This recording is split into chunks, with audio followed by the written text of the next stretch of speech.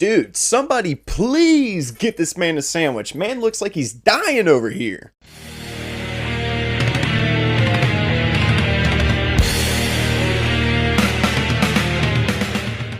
Bones and All. So Bones and All is a new horror romance film directed by this guy. I'm not even going to attempt to pronounce his name. This movie stars Taylor Russell and Timothy Chalamet. After young Maren discovers a very troubling secret about herself, she goes on the road meeting a young... Hold on. You know what? I can't even do a synopsis with a straight face right now. Just because I'm truly baffled by how awful Bones and All actually is. This is after the fact that people warned me that this movie was going to be bad. But of course, me being me, I had to be the optimistic one and go, well, you know what?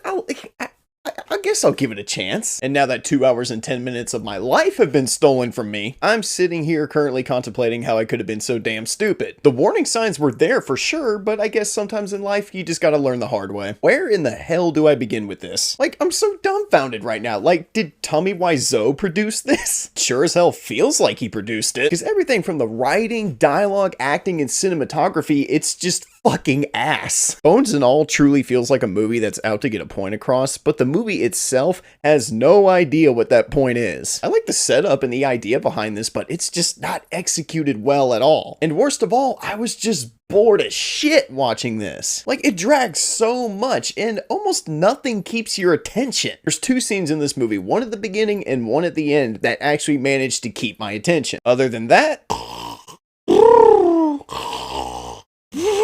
snooze fest all the way through. Doesn't really help either when both your main leads cannot act their way out of a fucking paper bag if they tried. Oh my god, I never thought I would say this, but Bella and Edward from Twilight have better on-screen chemistry than these two. Taylor Russell's character is the one we're supposed to root for, but she's so bland and boring that trying to find any connection with her is just impossible. And they try to make her sympathetic, but the shit she does in this movie and just the lack of emotional turmoil within her, it just makes her insufferable to watch. Keep this in mind, Maren and Lee are basically cannibals in this movie. And when Maren discovers what she is, after basically biting a girl's finger off, she's just like, okay, I'm cool with this. Like, wow, really? That's your reaction to this? There's no inner conflict and no shock and dismay at the fact that she's basically just a monster now. No moment where she should be going, oh my god, what is wrong with me? None of that. She's just magically at one with it and moves the fuck on. That's a pretty big failed attempt to get me to care about your main lead. Just saying. Also doesn't help that she has the emotional range of a fucking piece of celery. And she only gets worse when she meets Lee. Now, to his credit, I do think that Timothy Chalamet does do a slightly better job than Taylor Russell. And the only reason for that is because he shows some kind of emotion from time to time. What kills him is his line delivery and his on-screen chemistry with Taylor Russell, which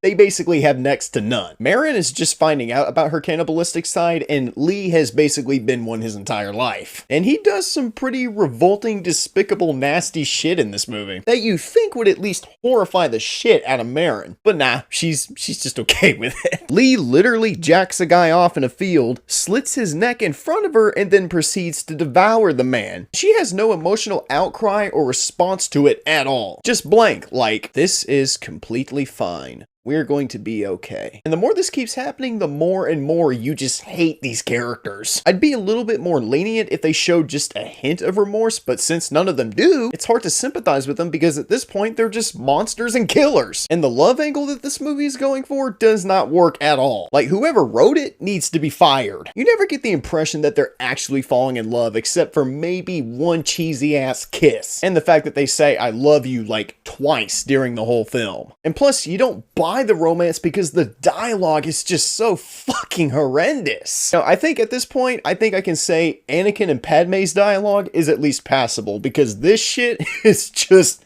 bleh. And they don't emote at all. That's another problem. You can never really tell what's going on inside their heads because they show no emotion at all. If your characters have shit chemistry and don't feel like real people with feelings and emotions, then your love story is just dead on arrival. It's a failure. Now, some of you are probably going to look at me and say that I've missed the entire point of this movie. Please, for the love of God, tell me what the point of this shit fest was. Because as far as I'm concerned, it's just another shitty attempt at a love story with monsters thrown in. person, and nothing happens. They just bounce around eating people from time to time, getting more unlikable as they go. And that's a huge problem. The story and character direction is so bad that it truly makes Bones and All feel like it's lacking any kind of narrative. And sure, there's this subplot about Maren wanting to find her true mom, but that plot point comes and goes absolutely nowhere. Like, why would you set that up if at the last possible second you're just not going to do anything with it? Even the central antagonist of this movie is just terrible and underwhelming. Mainly because I just don't get why he's here, and apparently the movie doesn't either. There's never a moment in this movie where he explains what his motive is, and it's never truly made clear. So I just have to assume that he's just here for the sake of forced tension. And he's just ultimately set up for a climax that's just lame as shit. And this movie ends with one of the worst line deliveries I think I've ever heard in a movie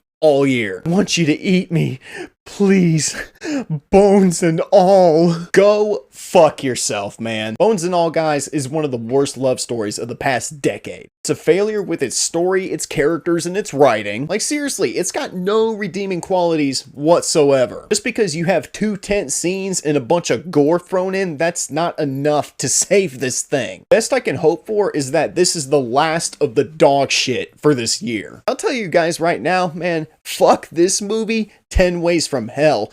Fuck this movie up its demonic cannibalistic ass.